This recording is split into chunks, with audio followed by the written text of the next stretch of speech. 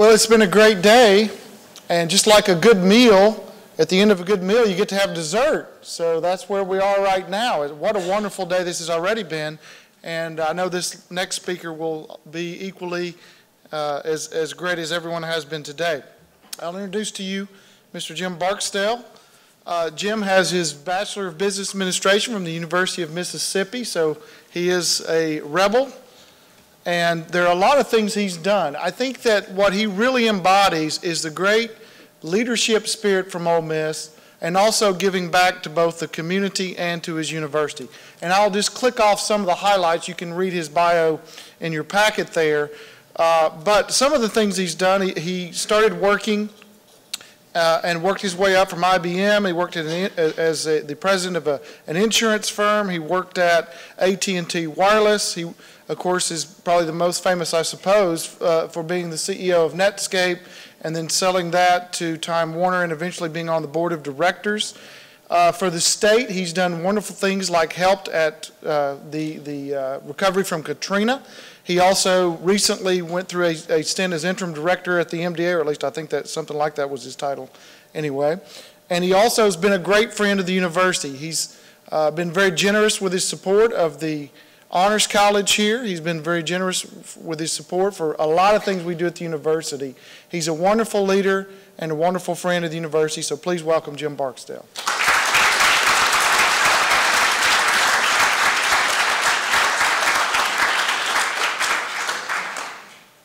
Can you hear me?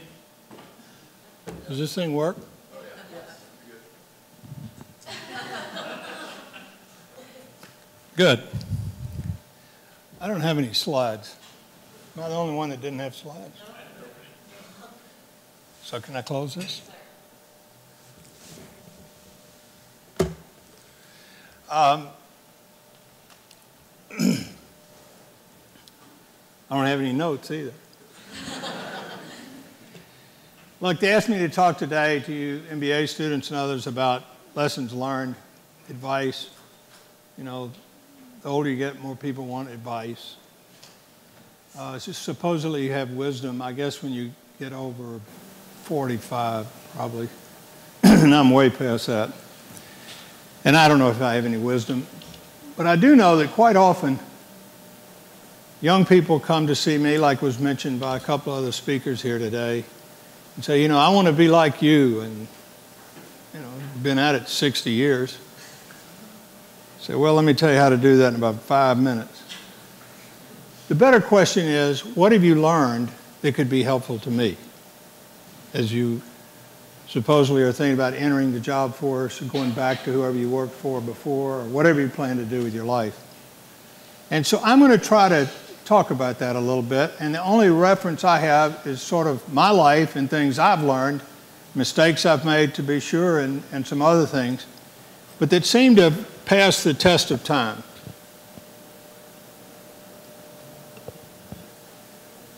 I'm going to do this career thing real quick. I've heard a lot of careers, and I'm the oldest guy, I'm sure, speaking today, so to hear all my career would wear you out.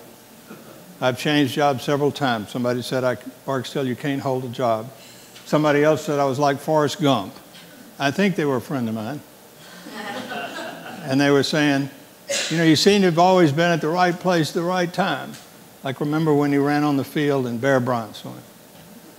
I did not do that. I started out with IBM. That's before colleges taught computer sciences. This is way back in the dark ages. I was like the first computer salesman to banks and so forth in Memphis, Tennessee, and the surrounding areas of North Mississippi, Arkansas, Southern Missouri, and West Tennessee. Learned a lot. I learned a skill, important skill, how to apply systems to large business problems. Not a lot of people knew that then. A lot of people don't know it today. But still, it was a valuable skill in the greatest training company in the world and one of the world's greatest companies, IBM. I learned a lot about it. What it works for a company that truly practices what it preaches, a company with great integrity and a great value on its people. Then I went with some friends who talked me into leaving IBM, took a risk. We talked about risk today, started a little entrepreneurial company. We bought and sold used IBM computers. Our backer then spun that off and hired me to run the data processing area for a company called Cook Industries in Memphis. I did that for a little while, about 3 years, I think, 4 years. Another little startup in Memphis. One Sunday afternoon, I sold them that company, and that little startup was a company called Federal Express. And it's an interesting deal. It's still, I think, the greatest acquisition Federal Express has ever made. Then the fellow who had backed us in that business asked if I would stay as president of his insurance company, which was a fairly large agency brokerage operation. Did that for a while. And so between the first data processing job in this company and the insurance business, what did I learn? I learned to manage people. So I'd learned systems and how to manage people. Then, a few months later, Fred Smith, who's still the chairman, CEO, was the founder of FedEx, as everybody knows, came to see me, and he said, Jim, you sold us this computer center. It's not working right. You got to come run it. I said, well, if you do this, this, and this, I'll think about it. Well, he said, we'll do this, this, and this, plus this. My first job was to relieve the person who had previously held my job at FedEx. That's an interesting conversation.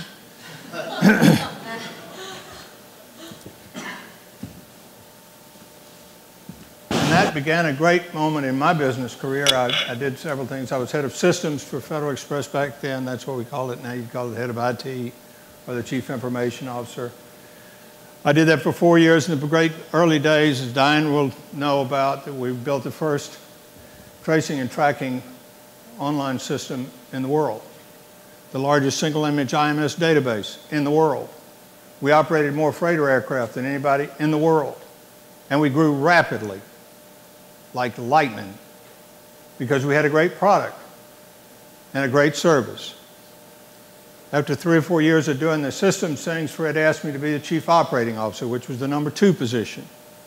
My predecessor had gone to be CEO of Carson Perry Scott up in Chicago. And so I went on the board then, and I'm still on the board. I'm the longest serving board member of FedEx other than Fred Smith.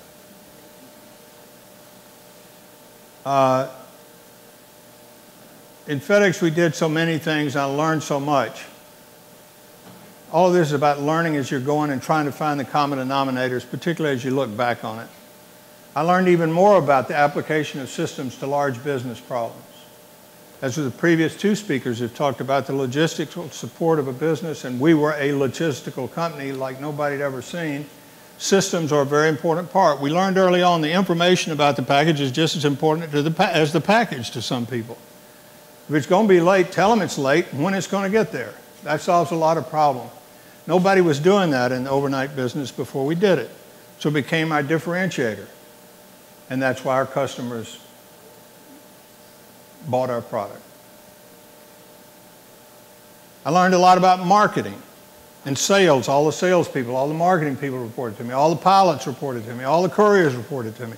So he'd take a blue-collar group like our couriers, the most wonderful people in the world, our pilots, some of the most sophisticated employees you'll ever have, and you try to manage all that along with everything else, you learn a lot about managing. Now, before I get into that, I forgot to start off with something I normally do.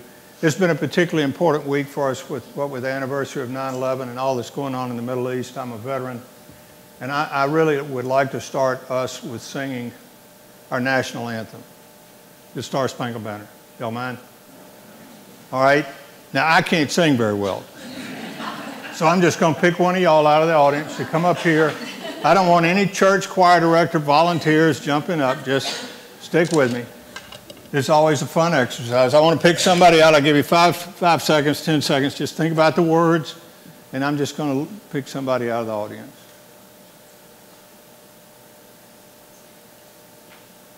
Okay, you. Why did you look away? Because I was hoping you were kidding. You were hoping what? You were kidding when you were pointing at me. No, I mean, why, you looked away. When I looked at you, you looked the other way, as did most of them. Oh. Let me tell y'all something. We're not going to sing the Star Spangled Banner. That'd be the dumbest thing you ever heard of. But by just 2 or 3 sentences, I intimidated every adult in this room. Because nobody, unless you are the choir director, wants to come up here and lead a group of people in a song that nobody knows the words to or can sing the tune, all right? Because it would publicly what? Embarrass you. No person past the age of 6 can stand the thought of public embarrassment. Well, it's true. It's the biggest fear we have. Why do young managers, or bad managers of any age, spend time hollering at, abusing, calling people to task in front of others, showing how smart they are and how dumb that person? Has that ever happened to you? Do you think it ever goes on in business? Of course it does. One of the things I learned at FedEx is how to manage people. And it's very simple. It's a lesson. You've only got to remember one lesson. It works every time. It is the lesson that is written in every recorded religion in the history of the world. You mentioned Confucius a while ago. He called it the golden rule. Treat other people the way you want to be treated. Why would you treat them any different? You don't want to be embarrassed in public, do you? But some people, when they get the epaulets of management, they think that's part of their job. Now, I will admit a lot of that is past time. Most people today seem to have caught on to that. But it is why we have labor unions. It's why we have discord with our employees. Federal Express is so proud of its employees, aren't they, Diane? And they're proud of their company. People, service, profit. And we do all that stuff was mentioned earlier, cheers. I remember leading them in Federal, Fusion. At Netscape, it was the individual, the team. What is that? N. Everywhere. Team. Fight. Netscape. Everywhere. Team. Fight. Why? Because our corporate objective was to get our damn browser out everywhere. So you learn the mission statement, you got a little passion, you got excitement, you got to see your boss act like a fool. Everybody loves that. All right? But it brought it home. People love to work for winners. They love to work for bosses who are winners. They love to work for teams who are winners. There's a lot of excitement with the football team right now. They're winners. There's nothing like it in the world. And by the time by the end of the 80s at FedEx, I was so proud. Under my administration, I was responsible also for expanding the company beyond the U.S. We were in the U.S. only at that time when I started. In 8 years, we opened up 129 countries around the world. I've never traveled so much in my life. I've never met so many different people. What did I learn? People around the world, by and large, are just like us. 129 countries. That's a lot. Mistakes made. I made a lot of mistakes. We bought some businesses that were terrible. And it was my fault. We did some things like Zapmail, which I was responsible for. And it was a bust. And it was my fault. But you know what? We didn't lay off a single person out of 1,200 people that worked for Zapmail. We put them in everything under the sun, working in other jobs in the company. Sales, marketing, other things. A little top-heavy for a while, but we grew right through it, and the people loved it. So by 1989, we won the Malcolm Baldrige Award, the first service company in America to win the National Quality Award. We came up with a whole new scheme of how to manage quality in a service business. We'd tried statistical process control before, the manufacturing panacea for 569s like Motorola and others. It doesn't work in a service business. You got too many people, and they're always moving. We came up with a thing called the hierarchy of horrors, the 10 things you can do in priority order that are the worst things you can do to a customer. What's the worst thing you can do to a customer if you're in the FedEx business, would you suppose? Huh? Not deliver. Right. pick up a package and it just vanishes. What's the second worst thing you can do? You get it there and it's broken. Third worst thing you can do. You get it there on the right day, but it's late. And we went on down to how many times you have to call customer service to get a problem resolved, a billing problem, whatever. Doesn't that irritate you when you have to call back the cable company or somebody trying to get something fixed? So we put metrics, and then we rewarded all our management on them. I'll never forget the first day with all our officers. I said, look, guys, your bonus this year will depend on us having X number of points, not percentages. Percentages kill. What was acceptable as a delivery percentage when you're small, 100 packages a day, 10% of 100th, 1% of the business. If you grow like we were, it wouldn't be long on using the same percentage of failure before you've pissed off every man, woman, and child in America, at least once. So we tried to manage that. Worked. We won the Baldrige Award. And to this day, Federal Express is always noticed for its quality, and every year on every survey, the top best companies to work for in America and the world, top 5, FedEx. It works. I learned so much in that. And then I got lured away to run a cellular company out in Seattle. Wonderful experience. Why did I take that risk? I'm going to come to that in a minute, and it's the piece of advice. Great experience. We were growing fast. We were the largest cellular company in the world when we sold it to AT&T, and it became what you now know as AT&T Wireless. Prior to then, it was known as Cellular One.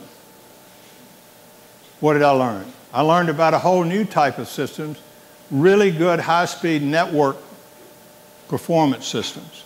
Networking and systems, two great skills.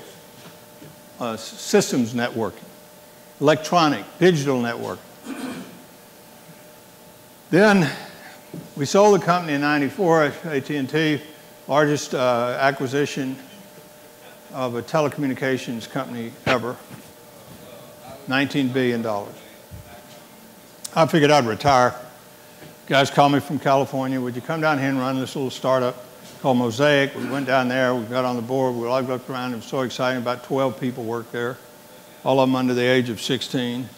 And I was 52 years old, but I decided to take the risk. And it shot up like a rocket. First thing it did was we changed the name to Netscape Communications. Now, I know time has passed. Probably many people in this room have never used the Netscape Navigator. That's fine.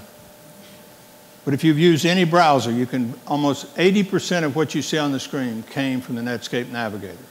And the core kernel of many browsers today is the source code, now free, for the Netscape Navigator.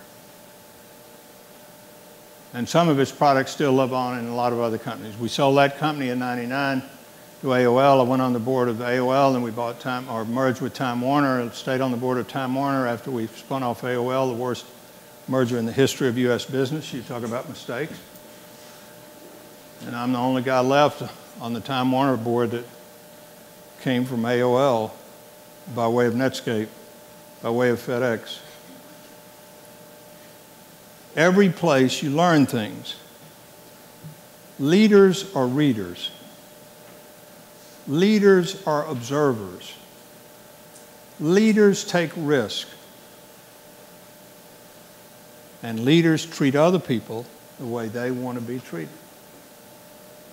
How many of you, I'm going to ask it another way. Is there anybody in this room who has not seen the movie, the Western movie called City Slickers? With this one man. Come on, be honest. It's not a bad thing. It was made in 1991. when were you? That's about when you were born, right? A couple of three. Most of you others have. It's about these New York slick guys that go out to drive a cattle herd out west. Billy Crystal plays the part of Mitch. And a guy named Jack Palance, this crusty old guy, plays the part of Curly. Curly's about as mean as a rattlesnake.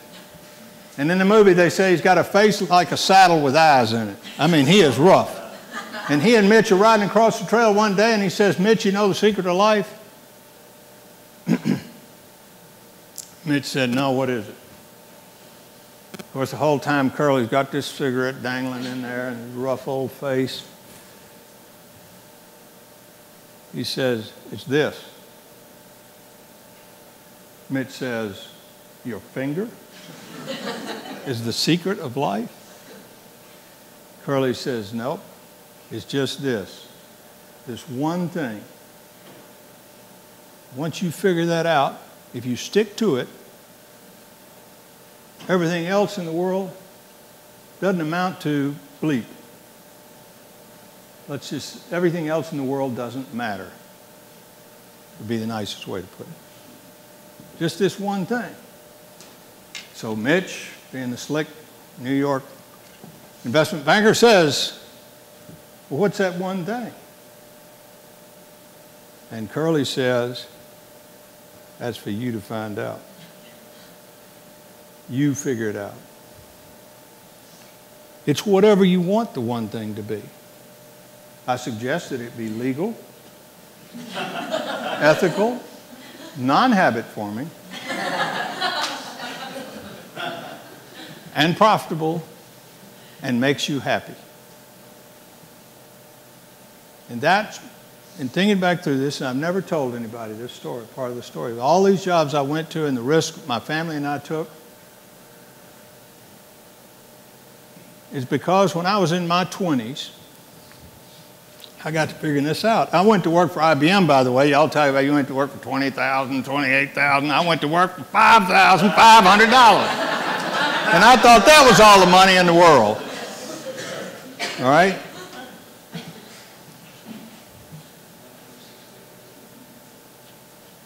When I was in my 20s, I said, you know, I look around now. Ross Perot had just started EDS.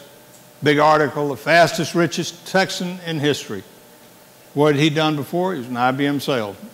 Started a service bureau company. I started scratching my head. I said, I don't think he's any smarter than I am. I mean, maybe he is, but you never think that, right?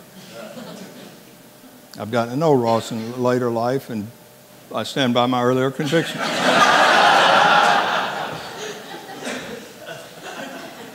The fastest, richest Texan ever. I said, you know, it'd be a good deal to make a lot of money in my life. Up to then, I'd just been working and learning and doing my job and being an IBM salesman and being a good one, doing my job and being happy in it, raising my family. I said, you know, I think I would like to make a lot of money in my life. Now, I'm not suggesting that's what everybody wants to do. There are probably many who would say that is the worst goal you can have. But here's the value of goals. I said, and the way I did it, I said, every decade for the rest of my life, I want to increase my net worth by tenfold. All right? In 4 months, I will turn 70. I've hit that goal for all those 7 decades. Well, really, only 4 decades since I set the goal. All right?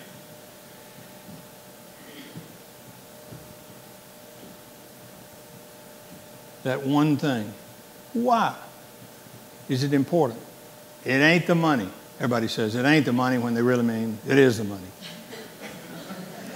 The goal is important because when I'm going through my career and learning these things and applying these things and reading about things and observing things, it always pointed as the sort of Polaris or the North Star. And I could bounce any career decision off that North Star. That's why when I was in my early 30s, late 20s, I left IBM. I said I could be the president of IBM and not make enough to keep up with that goal. I would have been the president of IBM if I just hung around. I'm quite sure of that.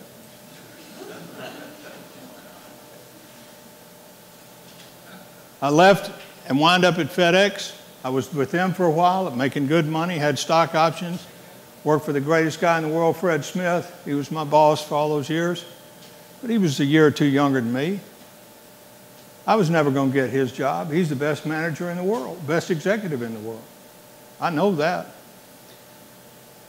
Headhunter comes, said, you want to run this cellular company? We'll give you more options to do this stuff. So that met my next decade's goal. Then when we sold it to AT&T, I was ready to retire. I'd made enough money. These people call me up, want to come try this third bite at the apple. Why not? Kids are all grown. California's a nice place to live. We go down there. We didn't know a soul. Lived in a damn apartment that was overrun with more shag carpet than you can imagine for almost 8 months before they moved down to meet me. Working with all these young people. I swear they weren't over 16. They were young. They're the smartest people I've ever worked with. And they worked the hardest as anybody. Netscape delivered more software releases per year than any software company in history. Netscape Communications grew revenue faster than any company in history. Netscape's stock price came out after the company was only a year and a half old, and it grew 14,000%. And anybody who bought our stock while we were a public company for 48 months and held it until the day we sold it to AOL made money, regardless of the price they paid for it. Now, how many companies do you know of can make a statement like that? That is one hell of a ride. We developed, invented, came up with all kind of creative things. It was one of the most fun things. Somebody was talking about you want to have fun. If you're having fun, it really isn't work. Well, I was having a lot of fun, but it did seem like a lot of work. But anyway, then I did retire. I started this venture capital firm. We did well with that, and then we quit raising money. Everybody got their money back. But I decided I didn't want to do venture anymore because I didn't like taking large amounts of money from my friend and then staying up late at night trying to make them money. It's all right to risk my money. I didn't like risking my friends' money. Fortunately, we were one of the few venture firms that started in '99, the worst year to start one, right before the bust, that was able to pay out all our investors, not only what they put in, but a profit. I don't think there was another 99 firm that's able to say that even today, and we did it within 4 years. We had a couple of good hits. I've been on 20 private boards. I've been on 19 public boards in my life. I've seen a lot of things in business, but rarely do you see something like that. I mean, hell, I've seen a two-headed cow. But I'd never seen anything like it. And trust me, it wasn't anything like what Zuckerberg and the guys went through when they came out at $100 billion, and now it's worth less than half. That is embarrassing. You do not want to do that. Now, the one thing, or as I like to tell people, going back to when we talked about this at FedEx with management and everything, the one thing is the main thing. The main thing is to keep the main thing the main thing. Stay focused. Now, that doesn't mean you can't change it. You can get up to a certain age or certain things or whatever and you want to change it. That's fine. But just stick with one. You know, you get up in the morning, you can't remember too many things. A lot of people say, I got 22 goals. How in the hell can you have 22 goals? You can't remember 22 things.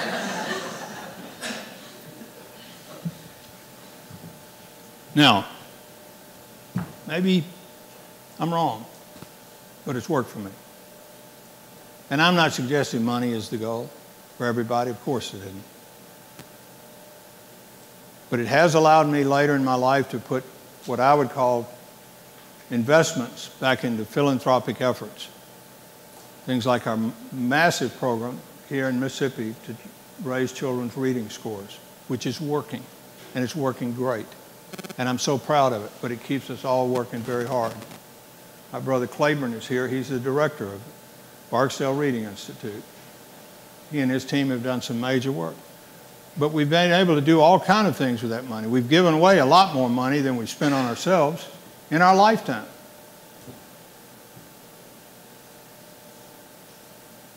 And it's rewarding, it's fun, it's wholesome. So money can let you do some things that you couldn't do if you didn't have it. So if you get in that situation, try to do it wisely and do it as you would do investing. There are a lot of very good causes that will tug at your heart, but that doesn't mean they're going to pay off. One thing.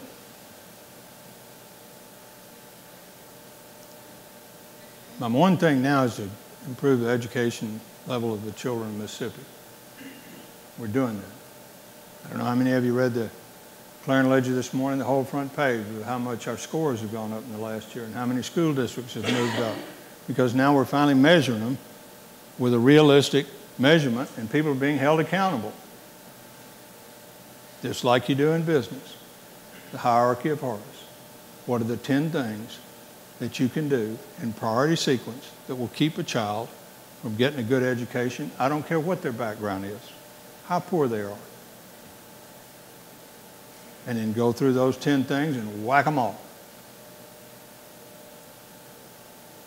When John F. Kennedy said, I want to get us to the moon within 9 years, the end of the decade, he brought in the leading scientists and aerospace people into his office and he said, what are the 10 things that will keep us from going to the moon?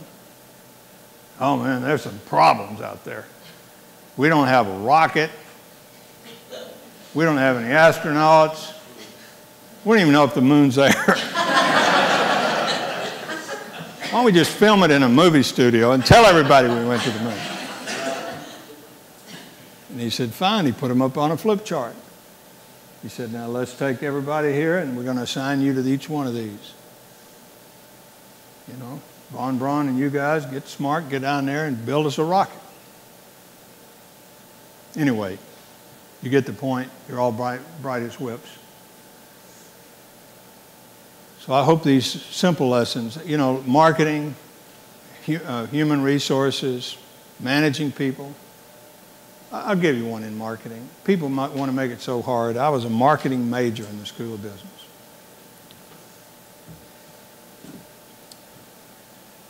Market research, you try to find out what it is people want. And you build a product. We've talked about a lot of great products here today, and services. And then you sell it. It's just like thinking you're in the dog food business. You make a product, you say, man, this is really good dog food, I'll bet. And you deliver it. But if the dogs don't eat it, it's not dog food. So it doesn't matter how much market research you do. I mean, these are just, try to remember these simple things. Great thing at Netscape, we could put a page up on the web. If people hit on it, we call it a product. If they didn't, we call it market research. It was the cheapest form of market research ever devised. At FedEx, man, we'd have these big focus groups and we'd get everybody involved. Would you buy this thing if we sold it? Oh, yeah. And then they're lying to you half the time. And huge expenses, and the advertising firms got all that money. Those are just some lessons. The main lesson is pick something out that's important to you and stick with it. And then let your career wind its way around, because you will find, if you stick with it, it will influence your career, the decisions you make about your career, your success in your career, and your personal happiness. Now, what else could you want? So, that's what I got to say.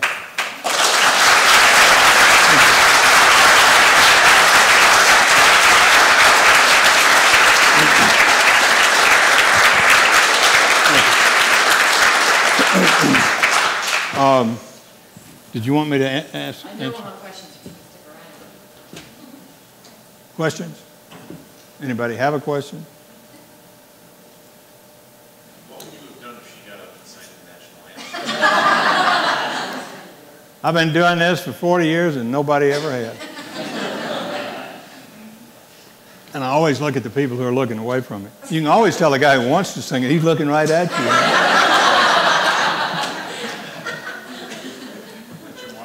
We ran a management training course that Fred and I started about '83 to train all our new managers, because we were bringing in so many of them every year.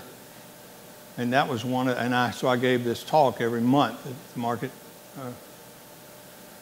What do we call it, Diane? MP1. And I'd give this talk, and I'd do that little trick with the American flag.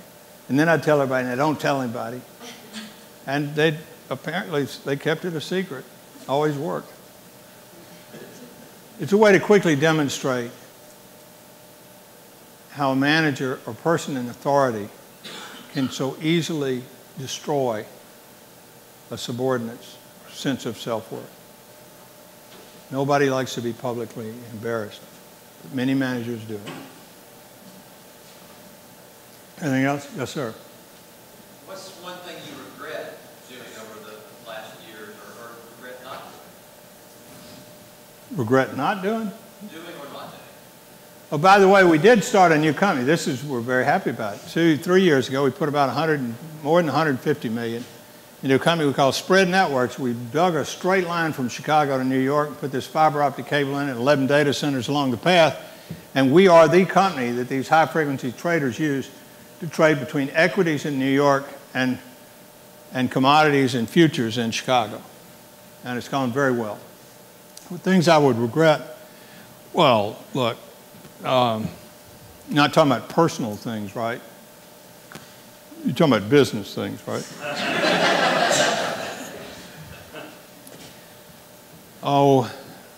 I was on the board of, and we started, and we had a lot of enthusiasm for a company called Webvan. Anybody heard of Webvan? We started Home Grocer, merged it into Webvan. It went bankrupt.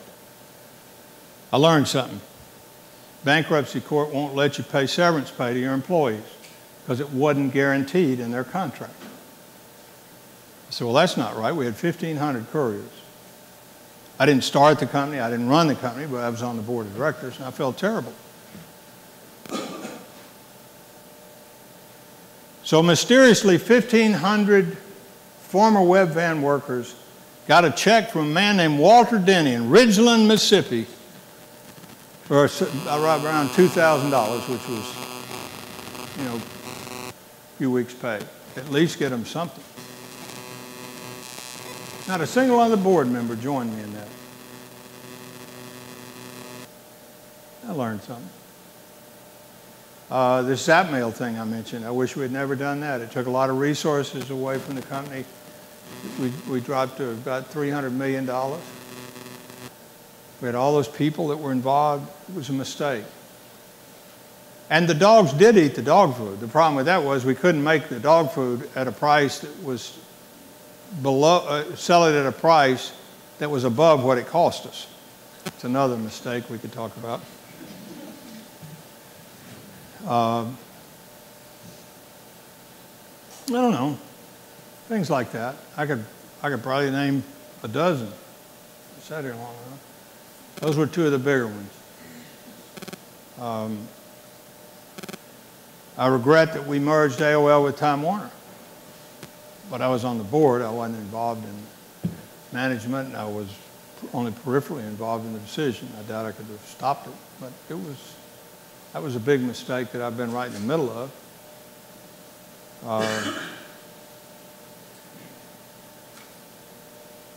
I was on the board of Sun Microsystems. We sold Sun to Oracle. Looking back on it, I'm not so sure we should have done that, but we thought that was the right course. You can always look back at merger and acquisition decisions, and I've been in hundreds. And you can always, in hindsight, question this or that. Some were great for everybody.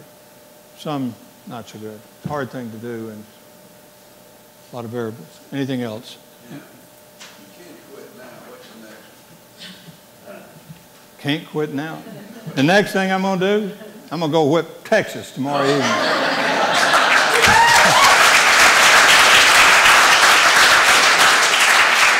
We look at things. We have people bring us business plans all the time. We just invested in a new regenerative electrical power process in Mississippi. We're looking at energy things. We're looking at telecommunications opportunities, cellular deals, but I'm not in any big hurry to do anything. We like to make smaller investments now than sometimes in the past.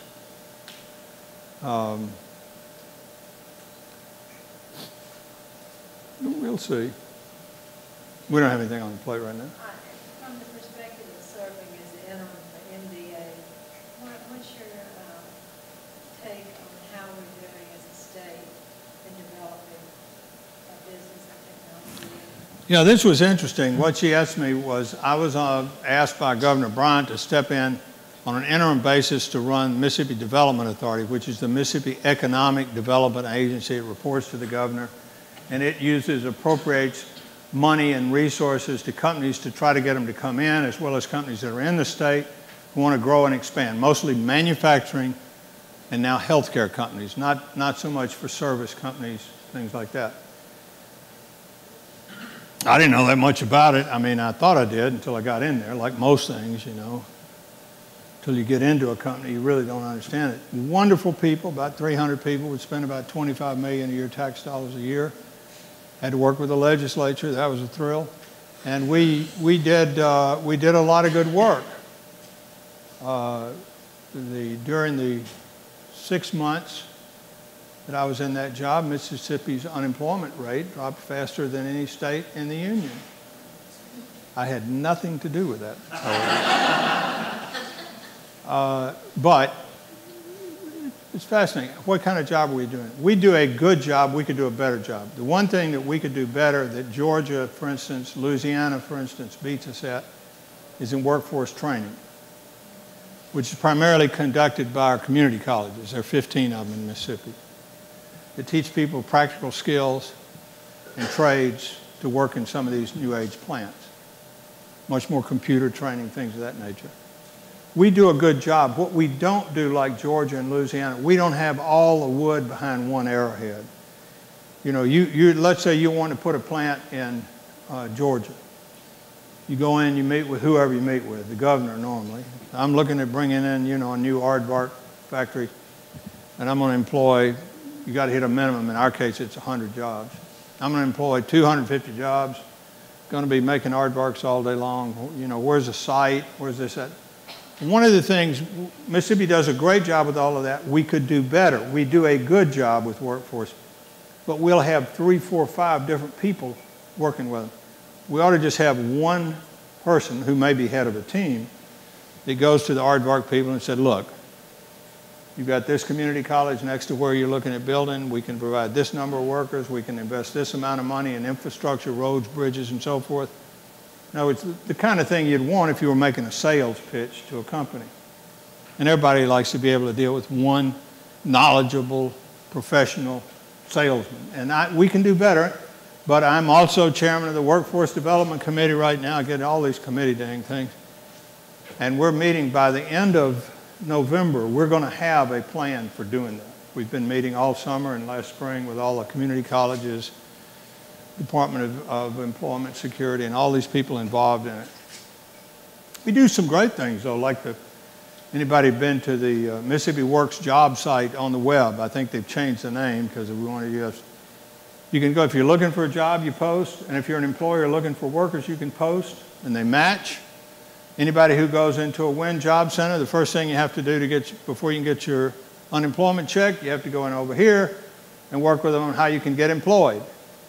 And you're registered, and that registry goes into this database. And that database is then matched. We've matched thousands of people with jobs in the last 8 months using that technology, and it's worked well. We're not original in that, but we're certainly ahead of a lot of people in that. I think it works well. I think you could argue we could improve it, but I haven't seen anything yet you can't improve. That's the one thing we're working on, and the governor and everybody else is very interested in doing that, so we're going to see if we can get that done. We have good incentive programs. We're very aggressive with our incentive programs. Yes, ma'am. Oh, say, can you see? I'll let you lead that one.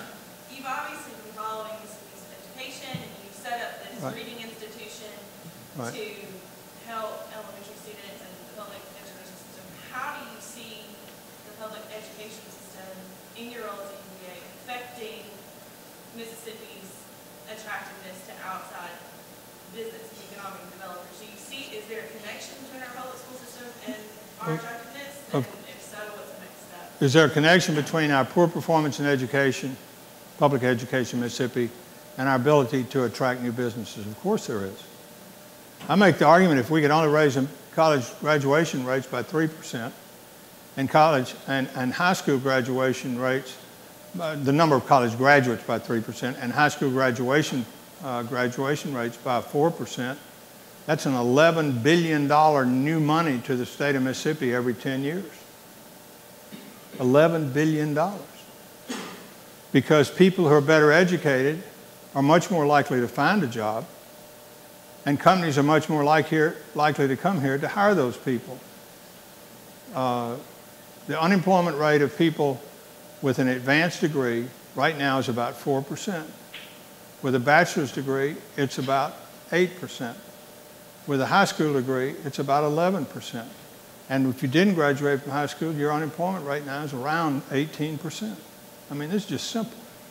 And we can do things, and we're making great progress in some of these schools. We're raising children up in some of these little schools by putting better principals in and improving the teachers with Teach for America and the teachers that are great teachers we already have, but weeding out some not so good.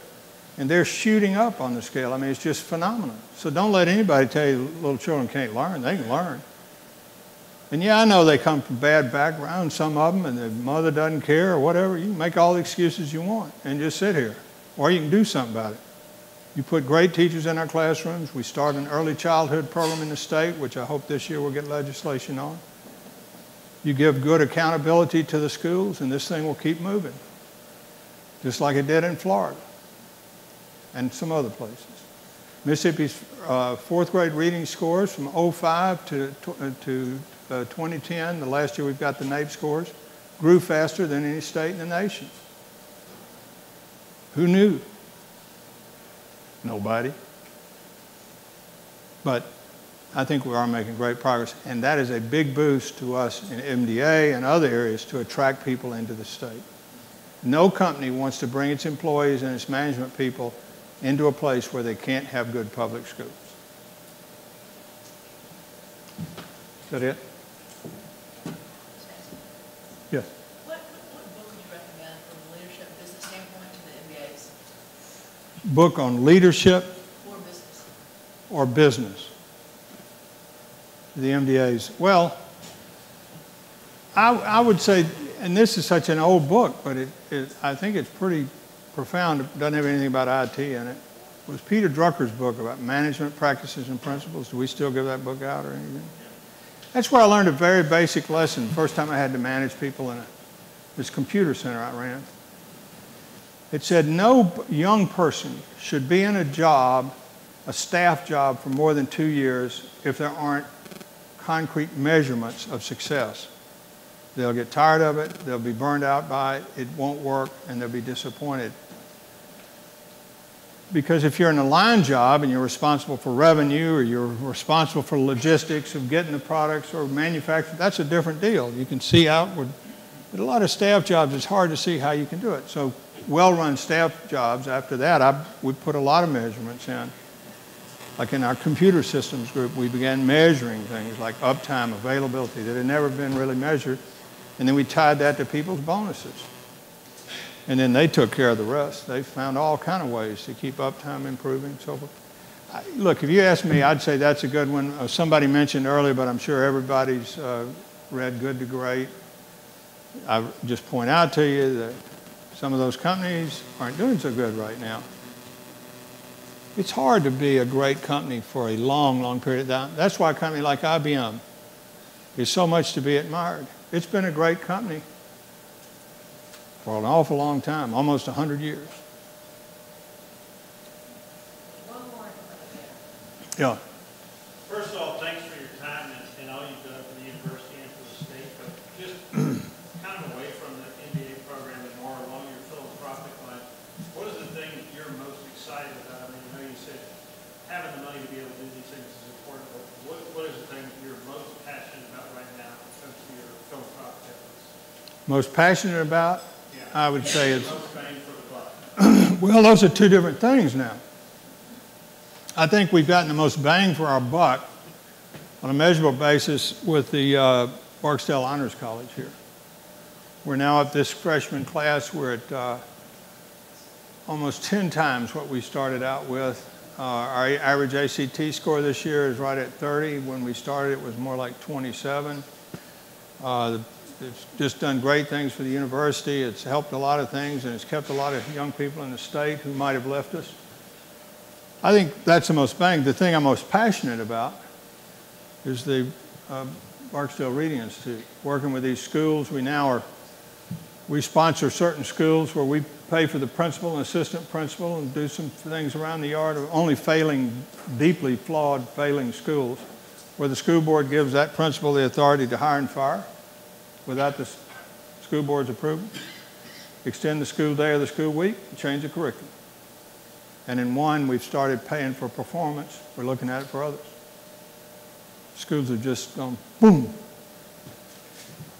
Now let's do that all over the state. Now we're for charter schools and other choice things, but this didn't take any charter. This didn't take any new rules or laws. It did allow some freedom that typically a principal wouldn't have. So we've started here the principal corps at Ole Miss. We train about 15 people a year. We're in our third class. It's a 2-year program. You get a master's. Spend about half your time in classrooms and in schools to try to create these kind of transformative leaders that we need to put in these schools. If you don't have a transformative leader and you just have somebody that's good at administration, nothing changes. So that's what we're most passionate about, other than my lovely wife, Donna. But you asked about philanthropic. Thank you all very much.